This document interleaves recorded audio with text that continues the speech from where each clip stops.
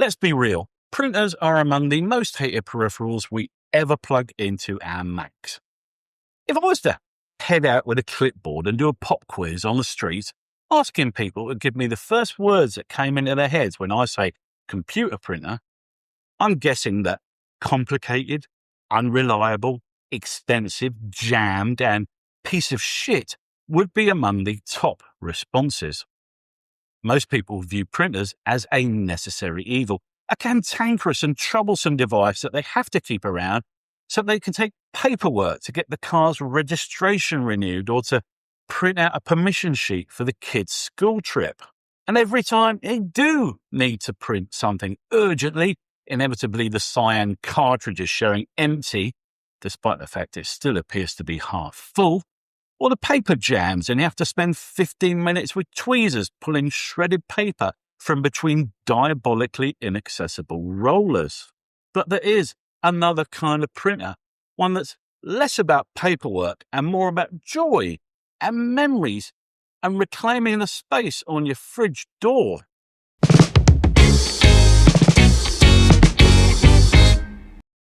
Welcome along to the channel, my friends. My name is Andy Hutchinson, and I'm a Gen X British/Australian technology journalist from back in the day and a lifelong Apple fanboy. If you're new here, this is Mostly Mac, where I share my deep knowledge about all things Mac, hardware and software. You might also notice that I don't speak like I've just done a line of Coke. So feel free to use the 1.5 or 2 times speed if you prefer your new favourite YouTuber to sound like a buzzed up rodent. You should know that all of my content is 100% sponsor and affiliate free. So if you see me recommending something here, it wasn't because I was paid to do so. And today, legends, we're taking a look at the little Canon Selphy CP1500 printer, which I bought with my own money. And I have to say, it's been the best couple of $100 I've spent on Mac gear in a long time. If you think about the pain points associated with printers, it's things like the cost of the cartridge or the toner, the complexity of them, the space they take up, the cost involved in using them, and the hassles involved in connecting them up and printing stuff out that doesn't bleed off the page or land in the middle of a sheet that's mostly margin. Over the last 40 years of the history of the home printer, we've all been programmed to regard them with a sense of hostility, usually reserved for parking meters, vending machines, and self-service checkouts. So believe me when I tell you that finding a printer that delivers memories and not migraines was a genuine surprise. Firstly, of course, I should point out that this is not the sort of device that you squirt 250-page PDFs through. So if that's a requirement in your life, then I'm sorry, you're going to have to hang on to that piece of shit inkjet.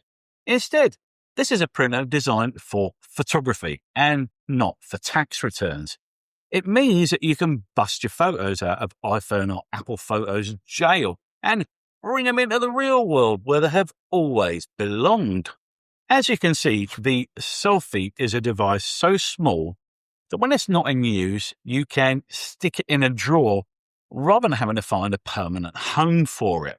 Instead of squirting liquid ink through tiny little holes, it uses something called dye sublimation technology, which is a fancy way of saying that it heats up a solid dye which turns into a gas and then that soaks into the paper where it sets instantly.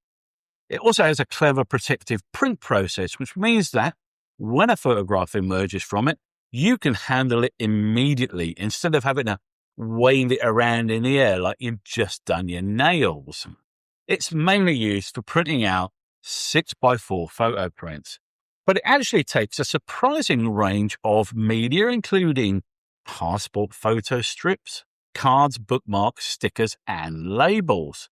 Personally, I use it pretty much exclusively to print those traditional 6x4 photos like you used to get printed at the chemist in the old bygone days. But if you're a scrapbooker, you have options. Setting up and using the Selphy is a lot simpler than assembling your kitchen's countertop food blender. but admittedly, it won't make you a glass of green mud that tastes of lawn. It can be run from the wall via a supplied cable or via a battery, which is an optional extra you'll need to purchase separately. Those batteries cost about $30 in the US, but nearer $100 here in Australia, so I stick with the mains because the Australia tax is real.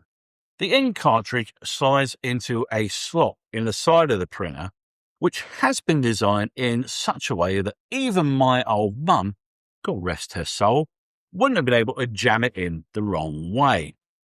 The printer paper goes into a little holder cartridge which slots into the front of the printer and receives the print back out when it's been through the machine.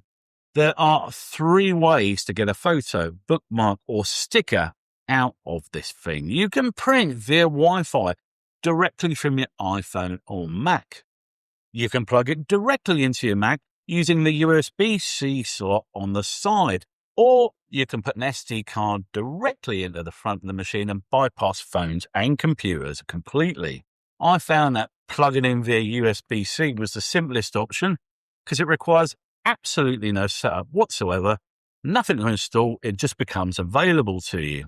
You can print directly from Apple Photos app or indeed any app, just hit Command P in the usual way. If you have other printers already set up, just select it from the dialog box in the usual way. There are mercifully few options to select when you do print.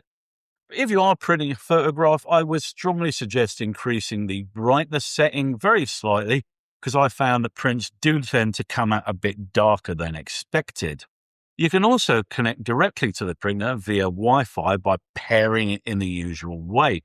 This is obviously the simplest way to print directly from your iPhone, as you can just use AirPrint. However, the printer does have its own app too, which enables you to print with custom layouts, create collages, and even apply text, backgrounds, frames, and stickers to your prints. As I'm sure you can now appreciate, it's a really flexible little device that does everything it can to encourage you to use it. Unlike the inkjet, which greets every request with a firmware update and a hostage situation. Apple's creation of the modern smartphone put a camera in every pocket, and photography stopped belonging to people who own special bags for it. But it also put photography in a digital jail. The vast majority of photographs we take never make it further than the camera roll, and only see the light of day when we're swiping past at 90 miles an hour looking for that cute cat picture. No matter what age you are, there is undoubtedly an album of photographs somewhere in yours or a relative's house. But the odds are that the photos in that album are from a bygone era, from back when all cameras used film and when taking a photograph was reserved for special events like christening, weddings, graduations, and parole day. Think for a second about the history you're going to pass along to the next generation. At the risk of dragging the mood down a little bit, ask yourself how likely it is that the photos on your iPhone will get handed down when you pop your clogs. All those moments, all those memories, and yes, probably several hundred photographs of receipts will all be one forgotten password away from never existing at all. Gizmos like the Canon Selphy printer painlessly remove the friction from busting your photographs out of iPhone jail and bringing them into the real world.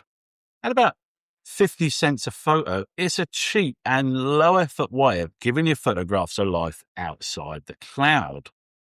I say, stop making excuses, print out your favourite photographs and stick them on the fridge where they've always belonged. And that'll do us for this look at the Canon Selphy CP1500 printer.